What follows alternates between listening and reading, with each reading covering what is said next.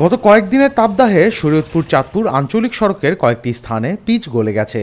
Pitch গলে সড়কে যানবাহন চলাচলে সমস্যার সৃষ্টি হচ্ছে বলে জানিয়েছেন চালকরা। শরীয়তপুর মনোহর বাজার থেকে ভেদেরগঞ্জ নরসিংহপুর ফেরিঘাট পর্যন্ত সড়কটির দৈর্ঘ্য ৩১ কিলোমিটার।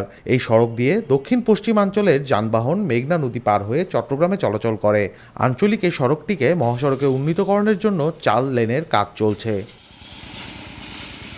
৪৪ কোটি টাকা ব্যয়ে গত বছরের জুন থেকে ডিসেম্বর পর্যন্ত ভেদেরগঞ্জের বালিরবাড়ি মোড় থেকে নরসিংহপুর ফেরিঘাট পর্যন্ত সড়কটির ৩১ কিলোমিটার অংশ বিটুমিন দিয়ে কার্পেটিং করা হয়। গত এক সপ্তাহ ধরে শরীয়তপুরের তাপমাত্রা ৩৭ থেকে ৪০ ডিগ্রি পর্যন্ত হওয়ায় সড়কটি উত্তপ্ত হয়ে বিভিন্ন স্থানে গলে যাচ্ছে।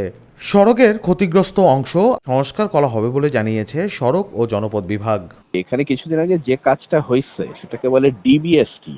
এই ডিবিএসটি কাজে যদি দেখা যায় যে বিটুমিন কন্টেন্ট, বিটুমিন যেটা ওই পরিমাণটা যদি ঠিক মতো থাকে, তাহলে দেখা যায় যে আপনার এরকম বেশি হিট যদি হয়ে যায়, এক্সেসিভ হিট, আপনার 38 এর আপ 40 এরকম হলে, আপনার এরকম টেম্পারেচার হলে দেখা যায় যে আপনার ওই যে ওখানে ফুলে একটু উপরের দিকে উঠে আসতেছে।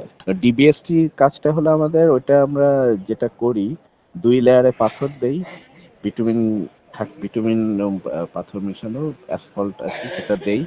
এটা আপনার পুরাপুরি সেট হতে মানে একদম চূড়ান্তভাবে গাড়ি চলতে চলতে সেট হতে কয়েক মাস সময় লাগে। মানে এই কাজ আমাদের করা হলো ধরেন গত ২-৩ মাসের মধ্যে আর কি করা।